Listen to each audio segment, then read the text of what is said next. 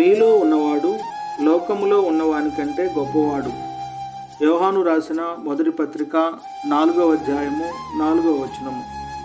ఆయన ఆజ్ఞలను గైకొనువాడు ఆయన యందు నిలిచియుండును, ఆయన వాని యందు నిలిచియుండును.